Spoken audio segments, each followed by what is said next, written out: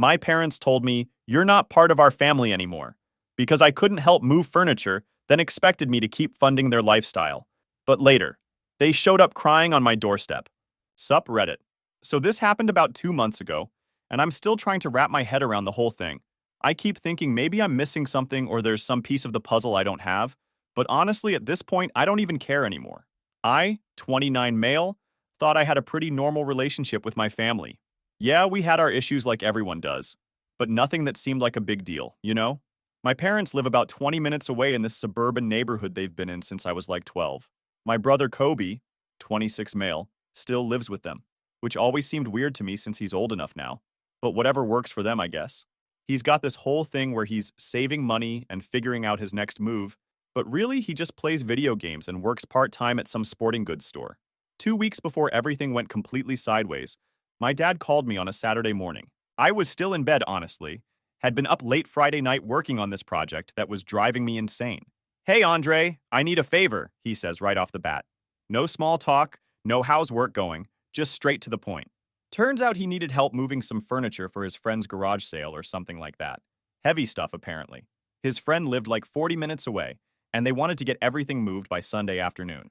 I was dead tired and had this massive deliverable due Monday morning that I hadn't even started. Plus, I'd been helping them with stuff pretty regularly, and honestly, I was getting a little burnt out on the constant requests. "Dad, I can't make it this weekend. I'm swamped with this project and I really need to focus." There was this pause, like longer than normal. Then he goes, "Oh, okay, no problem." But his tone totally changed. Before he sounded friendly, maybe a little rushed but normal. After I said no, it was like talking to customer service after they've already decided they're not going to help you. "Are you sure you can't spare a few hours?" He tried again. "I really can't. This client's been riding me all week, and if I don't get this done, I'm going to be in deep shit." Another pause. "All right, we'll figure something else out." That should have been my first red flag right there. Dad's usually pretty understanding about work stuff. He's been in construction his whole life, so he gets deadlines and client pressure. But something about the way he said, "we'll figure something else out," felt off. We hung up, and I didn't think much of it at first. But then things started getting weird with my family. Like really subtle at first, but looking back now, it's obvious they were pissed about something. I found out through Instagram that they had this little birthday dinner for mom at some Italian place downtown. Posted pictures of the whole thing. Dad, Kobe, couple of family friends, even my aunt from across town. I wasn't invited. Didn't even know it was happening. That stung a bit because we always do family dinners for birthdays. It's like this unspoken tradition. Even when I was in college, I'd drive home for stuff like that. I texted mom asking how her birthday was, and she just replied, "Fine, thanks." Not even, "Wish you could have been there," or "Sorry we didn't invite you." Just "Fine, thanks." Like I was some acquaintance checking in. When I'd text dad about random stuff, I'd get these short responses. Before, he'd usually call me back, or at least send a few messages. Now it was just, "Yep," or "Okay," or "Sure." Real cold shit. Kobe was acting weird too. We'd usually exchange memes and random bullshit throughout the week. Guy sends me like 10 TikToks a day normally. That just stopped completely. I figured they were just being dramatic about the furniture thing and would get over it. Like, how long can you really stay mad about someone not helping you move a dresser? I thought maybe they'd cool off after a week or so, but it kept going. 3 weeks of barely any contact, short responses, getting left out of family stuff. I was starting to get annoyed, honestly. Like, grow the fuck up, I had to work. It's not like I told him to go screw himself or something. Then came that Tuesday. I remember exactly what I was doing, because the whole thing was so surreal. I was making dinner and had this podcast playing in the background. Something about true crime that I'd gotten into recently. My phone rang and I saw mom's name pop up. I figured maybe she was finally ready to stop being weird about whatever was bothering them. Mom usually doesn't call during the week unless it's something important, so I thought maybe there was family news or something. I hit answer, and before I could even get "Hey Mom" out of my mouth, she just launched into it. "As of today, you're not part of our family anymore. Stay away from us." Then she hung up. Just like that. No explanation, no "we need to talk," nothing. The call lasted maybe 8 seconds total. I'm standing there in my kitchen, with my phone still pressed to my ear, listening to the dial tone, thinking what just happened. Like this had to be some kind of mistake, or maybe she pocket dialed me, and I only heard part of a conversation she was having with someone else. I tried calling back immediately. Straight to voicemail. Tried again. Voicemail.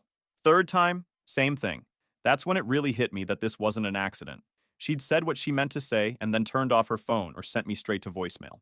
I sat down at my kitchen table and just stared at my phone for like 20 minutes. The pasta was getting cold, but I couldn't even think about eating. My brain kept trying to make sense of what had just happened, but nothing fit. We didn't have a fight. I hadn't done anything crazy or offensive. The last time I'd seen them was like 3 weeks ago, and everything seemed normal. We'd watched some basketball game and ordered pizza. Totally ordinary family stuff. The only thing I could think of was that stupid furniture favor. But even then, disowning your son because he couldn't help you move some furniture? That seemed completely insane.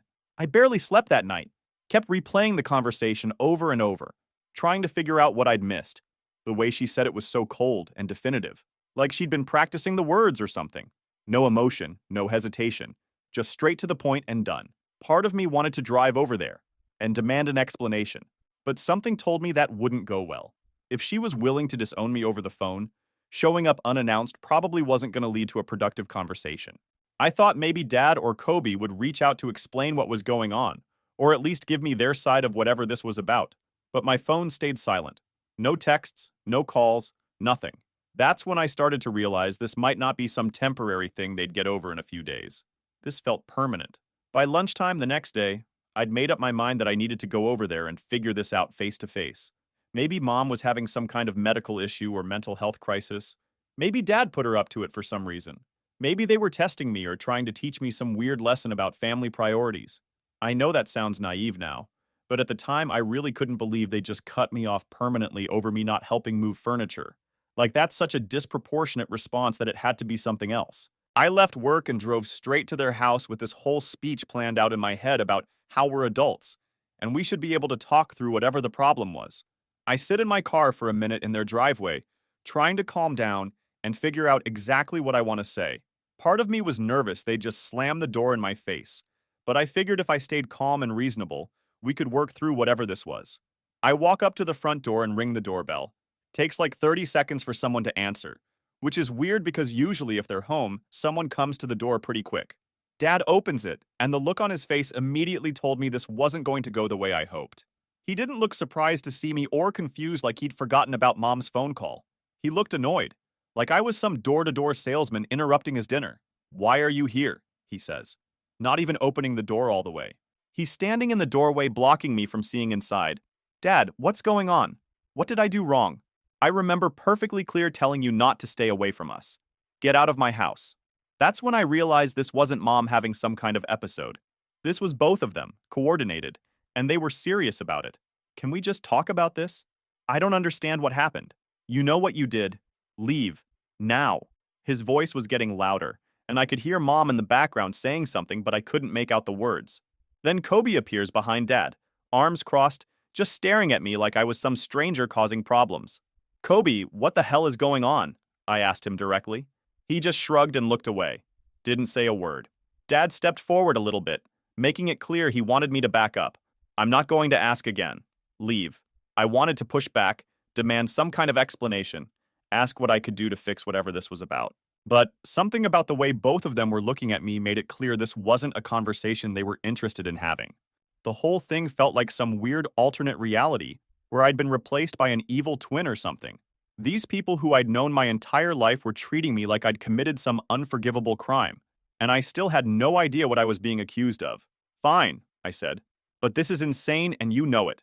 Dad just stared at me until I turned around and walked back to my car. Didn't say goodbye, didn't say we'd talk later, nothing.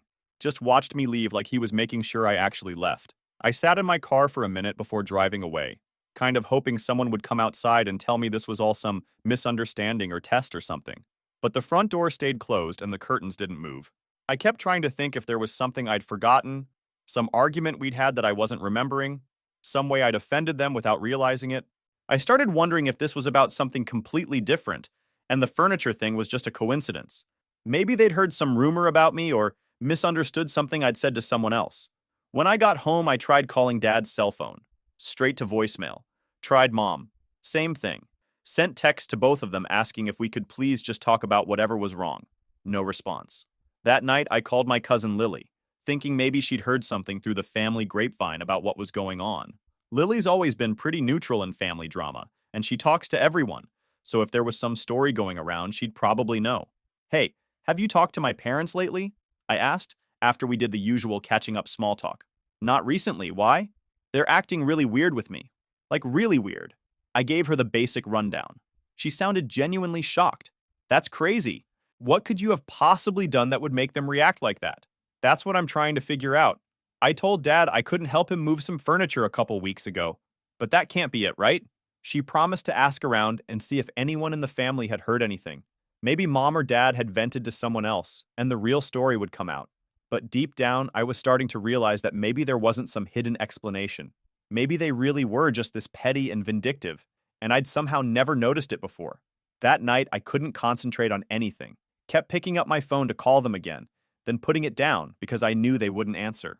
Kept thinking about showing up at their house again, but Dad had made it pretty clear that wouldn't be welcome.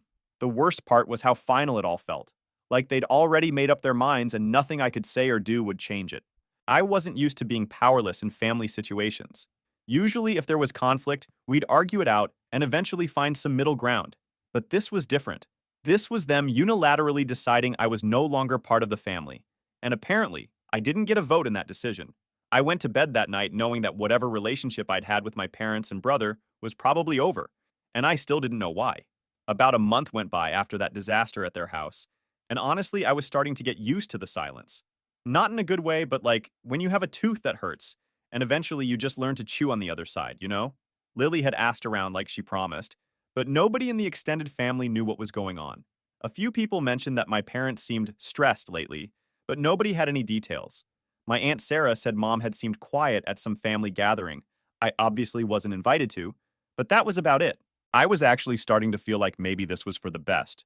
Like maybe I'd been putting too much energy into maintaining relationships with people who clearly didn't value me as much as I thought. It hurt, but there was also something liberating about not having to worry about family drama for once. Then, on a Wednesday morning, while I'm drinking coffee and checking emails, I get a text from Dad. First contact in over a month, so naturally I was curious what he had to say. Maybe an apology, maybe an explanation, maybe even just a "we need to talk." Instead, I get, "Don't forget to pay the rent." I stared at that message for like 10 minutes straight. Had to read it 3 times to make sure I wasn't hallucinating. The rent. He's texting me about rent like we're landlord and tenant instead of father and son who haven't spoken in a month. Here's the thing about their rent situation. It started about 2.5 years ago when they got into some financial trouble. Dad's construction company had a really bad stretch where a couple major clients didn't pay their invoices on time, and Mom's insurance office was cutting hours for everyone. They were looking at potentially losing the house. I was doing pretty well at the time. When they told me about their money problems, I offered to help cover their mortgage payments temporarily until they got back on their feet. $1,800 a month. Not a huge amount for me, but obviously a lifesaver for them. They were so grateful at the time, kept saying it was just temporary, that they'd pay me back as soon as things improved. Temporary turned into 6 months, then a year, then 2 years. Their financial situation did improve. Dad's business picked back up and Mom went full-time again. But somehow the conversation about me stopping the payments never came up. And honestly, I didn't push it because it's family, right? If I could help them keep their house, why wouldn't I? But now they kick me out of the family and still expect me to pay their mortgage. The audacity was absolutely unreal. I set my phone down and tried to think if maybe I was misunderstanding something. Maybe this was Dad's awkward way of trying to restart communication. Maybe he figured if we were talking about practical stuff, we could work our way back to talking about the real issues. But no, the more I thought about it, the more pissed off I got. They told me I wasn't part of the family anymore. They wouldn't explain why. They refused to talk to me when I tried to work things out, but they still wanted my money. I didn't respond to the text. Figured I'd let him wonder for a while whether I was even going to acknowledge it. 2 hours later, Mom texts, "Why didn't you reply to your dad? Anyway, about the rent, when are you paying it?" The tone was so casual, like nothing had happened between us. Like she hadn't disowned me over the phone 4 weeks ago. Just, "Hey, where's our money?" with zero acknowledgement of the situation. I was at work when these texts came in, sitting in this boring meeting about database migration timelines, trying to focus on what my boss was saying, while my phone kept buzzing with demands from people who'd literally told me never to show my face again. Still didn't reply. I was too angry to trust myself to type anything that wouldn't make things worse. And honestly, I wanted to see how far they'd push it before acknowledging the elephant in the room. That evening, I'm at home making dinner when Kobe finally decides to chime in. Gets a text from him that says, "Dude, is something wrong? Mom and Dad are worried you're not gonna pay rent." This guy, the same dude who stood behind Dad like a bodyguard while they kicked me out of their house, now he's acting like nothing happened. Like we're still bros and I'm just being forgetful about some bill. Worried I'm not gonna pay rent. Not worried about me as a person. Not concerned about our relationship. Not interested in fixing whatever went wrong. Just worried about the money. I didn't respond. But then he sends another text. "Look, I know what they said was kinda harsh, but don't you think you're overreacting?" And that's when I lost it. Kinda harsh? They disowned me and I'm overreacting for being upset about it? This is the same brother who called me crying 2 years ago, when his girlfriend dumped him, and he needed someone to talk to. The same brother who borrowed my car for 3 weeks when his motorcycle was in the shop. The same brother who I've covered for with our parents more times than I can count when he screwed up or made bad decisions. Now he's minimizing what they did and acting like I'm being dramatic for not just rolling over and pretending everything's fine. I blocked his number right then and there. Didn't send any reply, didn't try to explain my side, just blocked him. I was done trying to make people understand why being disowned by your family might be upsetting. The next few days were actually pretty peaceful. No more texts about rent, no more guilt trips, no more attempts to gaslight me into thinking I was overreacting, just silence. I started to think maybe they'd finally gotten the message that I wasn't going to play their game anymore. Maybe they'd realized that if they wanted my help with anything, they needed to treat me like a human being instead of an ATM. But I should have known better. Sure enough, about a week later, I'm working from home on a Friday afternoon when I hear my doorbell ring. I look out the window and see all three of them standing on my porch looking like they're about to stage some kind of intervention. I knew this wasn't going to go well, but I also knew they weren't going to leave until I talked to them. And part of me was curious to see how they were going to try to spin this whole situation, now that they needed something from me. I opened the door but stayed in the doorway, making it clear I wasn't inviting them in. Figured if they wanted to have this conversation, we could have it right there on my front porch where the neighbors could hear if things got out of hand. Dad immediately jumped into this fake friendly voice like we were old buddies who just happened to run into each other. "Hey son, we need to talk about this rent situation." Son, after not speaking to me for over a month, after telling me I wasn't part of the family, now I'm son again because they need their mortgage paid. "I'm not paying it," I said, keeping my voice level. Mom jumped in with this dramatic eye roll. "You're being so ridiculous about this whole thing. How do you have the audacity to ask me for money after what you said to me? We were upset that day," Dad said. Like that explained everything. "You're taking it way too seriously." I couldn't believe what I was hearing. They were really going to stand there and act like disowning me was just some minor family spat that I should get over. "You told me I wasn't part of the family anymore," I said. She said that they didn't mean it like that, and I'm being dramatic. So I asked what they meant. None of them had an answer for that.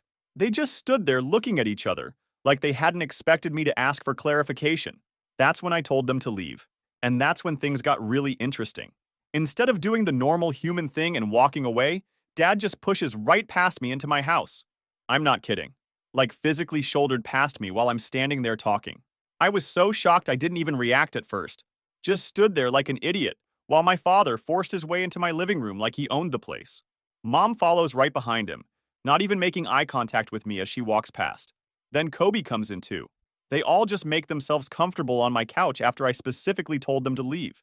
I'm standing in my own living room feeling like I'm in some kind of alternate dimension. These people just broke into my house, and now they're acting like this is totally normal behavior. The whole conversation was basically them telling me I was being dramatic and childish for not wanting to pay their mortgage after they disowned me.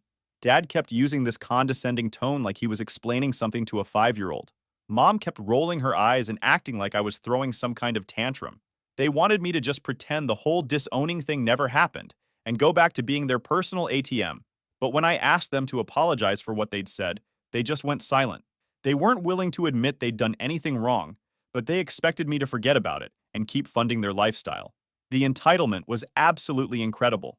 They forced their way into my house, refused to apologize for treating me like garbage, and then demand I pay their bills. And somehow in their minds, this was a reasonable position to take. When I told them again to get out of my house, Dad just sat back deeper into my couch and said, "No, we're not done talking." That's when I pulled out my phone and told them I was calling the cops. All three of them just burst out laughing, like I'd told the funniest joke they'd ever heard. Dad was actually slapping his knee like some cartoon character. Mom was giggling about me calling police on my own family. They thought the whole thing was hilarious. They kept laughing until I actually started dialing 911. Then their attitudes changed real quick.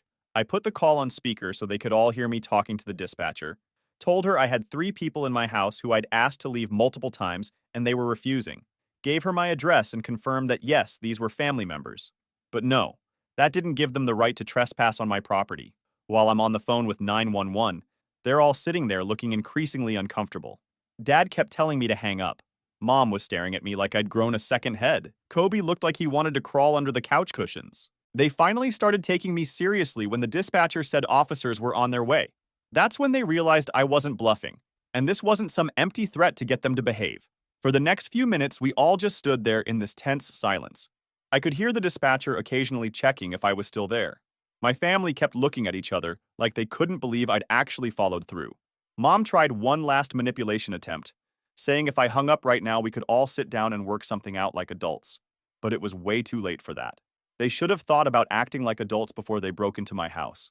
About 8 minutes after I'd called, I heard sirens getting closer. That's when they all started scrambling to leave. Suddenly, they were very eager to get out of my house. But the damage was already done. 2 patrol cars pulled up outside with their lights flashing, which probably gave the whole neighborhood something to talk about for the next few weeks. My family was standing in my driveway looking like deer caught in headlights, probably trying to figure out how to explain this situation to the cops. The officers were actually pretty professional about the whole thing. One took statements from everyone, while the other talked to me privately. They asked if I wanted to press charges for trespassing, which honestly I considered for a minute, but in the end I just wanted them gone. Told the officer I didn't want to press charges, I just wanted them to leave and not come back unless I invited them. The cops explained to my parents that what they'd done was technically criminal trespassing, and that if I called again, they would be arrested. But you know what? For the first time in over a month, I felt like I had some control over the situation. They'd pushed and pushed, thinking I'd eventually cave because I always had before. Instead, they got a reality check from the police about what happens when you trespass on someone's property. I changed all my locks that weekend. Figured if they were willing to push past me once, they might try it again when they really got desperate. Plus, I wanted to make sure they understood that my house was completely off limits to them now. The whole thing was surreal, honestly. Like who forces their way into their own son's house and then acts shocked when he calls the cops? But that's exactly what happened. And now they knew I wasn't going to just roll over and take whatever they wanted to dish out. After the whole police incident, I thought maybe that would be the end of it. Like surely they'd realize they'd pushed things too far and back off for a while. Maybe even do some self-reflection about their behavior, though honestly that seemed pretty unlikely, given everything that had happened so far. I went about a week without hearing anything from them, which was actually kind of nice. Got caught up on some work projects, went out with some friends I hadn't seen in a while, basically tried to get back to having a normal life without all the family drama constantly hanging over my head. But apparently they weren't done making my life difficult. They just decided to switch tactics. My cousin Lily called me on a Saturday morning while I was having coffee and catching up on some freelance work. She sounded stressed, which was unusual for her, because she's normally pretty laid back about family stuff. Andre, what the hell is going on with your parents? They've created this group chat with like half the family and they're going off about you. My stomach dropped. I'd been worried they might try to spin the story to make me look bad, but I was hoping they'd at least keep it between us, instead of dragging the entire extended family into it. What are they saying? I asked, though I was pretty sure I didn't want to know. They're telling everyone you're being ungrateful and selfish, that you won't help family when they need it. Your mom wrote this long message about how worried they are about you, and how you've been acting strange lately. Of course they were playing the victim. Instead of admitting they'd disowned me and then demanded I keep paying their bills, they were making it sound like I'd just randomly decided to stop helping my poor, confused parents for no reason. They're making it sound like you guys had some minor disagreement and now you're punishing them financially. I could feel my blood pressure rising. They were rewriting history to make themselves look like the innocent victims of their unreasonable son. And knowing my extended family, plenty of people would probably believe their version without asking for my side of the story. Can you add me to this group chat? I asked. Lily was quiet for a minute. Are you sure that's a good idea? Things are already pretty heated. She was reluctant, but eventually agreed to add me. Said she'd do it later that day when things calmed down a bit. I spent the rest of Saturday trying to figure out exactly what I wanted to say. I knew I'd only get one chance to tell my side before they probably kicked me out of the group. Sunday evening, Lily texted me that she'd added me to the chat. I opened it up and immediately saw what she was talking about. There were like 15 family members in there. Aunts, uncles, cousins, even some people I barely knew. I scrolled back through the messages, and it was exactly what I expected. My parents had crafted this whole narrative about how I'd been acting distant and strange, how they were worried about my mental health, how they'd tried to reach out, but I was being hostile and unreasonable. Mom had written this long emotional message about how all they wanted was to help me work through whatever was bothering me, but I was shutting them out and hurting the whole family. Dad chimed in with stuff about how disappointed he was that I wouldn't even talk to them about what was wrong. The responses from other family members were predictable. Lots of family is everything and you should forgive your parents and Andre needs to stop being stubborn. My Aunt Sarah wrote this whole paragraph about how young people today don't understand the importance of family loyalty. Reading through all of it made me furious. They were straight up lying about what had happened, and people were buying it because my parents had always been good at playing the victim when it suited them. So I wrote out exactly what happened. Everything.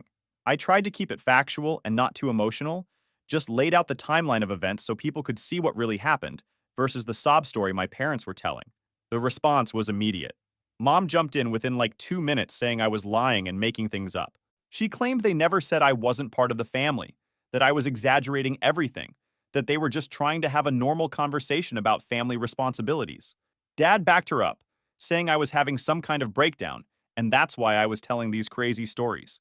He actually suggested I needed professional help, which was rich coming from someone who'd forced his way into my house and had to be removed by police. But here's the thing. Some family members started asking questions. My uncle asked why I would make up something so specific about being disowned. My cousin wanted to know more details about the police being called. The more questions people asked, the more defensive my parents got. They kept changing their story slightly, which made it obvious they were lying about something. First, they said we never had a serious fight, then they admitted we'd had a disagreement, but claimed I was blowing it out of proportion. When people asked about the rent situation, Dad tried to downplay it by saying it was just a family arrangement, and I was being dramatic about it. But that just made people more curious about why I'd suddenly stop paying if there wasn't some major issue. Not everyone was convinced, though. About half the family was still taking my parents' side, saying I should forgive and move on regardless of what happened. They kept pushing this family is family narrative like that meant I should just accept any kind of treatment. My Aunt Carol wrote this long message about how families go through rough patches, but you work through them together. She said I was being selfish by airing our dirty laundry in a group chat instead of handling it privately. That pissed me off because they were the ones who'd started the group chat and dragged everyone into it. I'd tried to handle it privately for weeks and got nowhere. They only wanted privacy now because the truth was making them look bad. The whole conversation devolved into this mess of people taking sides and arguing about family dynamics and who was right or wrong. Some people were asking for more details. Others were saying we all needed to just hug it out and move on. My parents kept pushing this narrative that I was having some kind of mental health crisis, and that's why I was acting irrationally.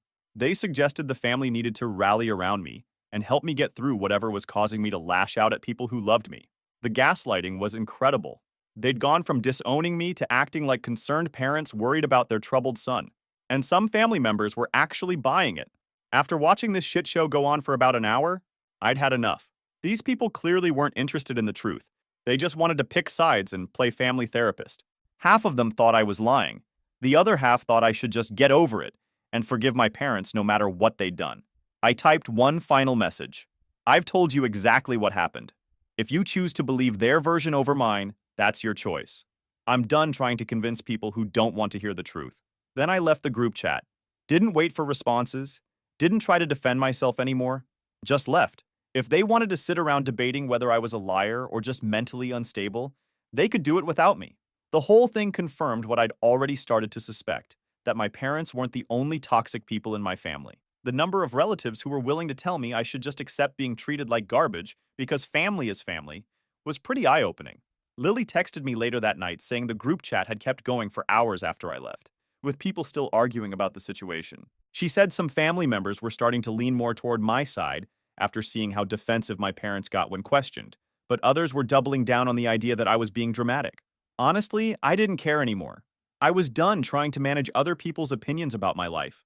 If they wanted to believe I was some unstable liar who'd randomly decided to attack my innocent parents, that was their problem to deal with. Mom sent me one message after that. I hope you're happy now. That was the last I heard from any of them. They wanted me out of the family when they thought I was just going to keep paying their bills and letting them use my stuff. They just didn't expect me to actually leave and take everything with me.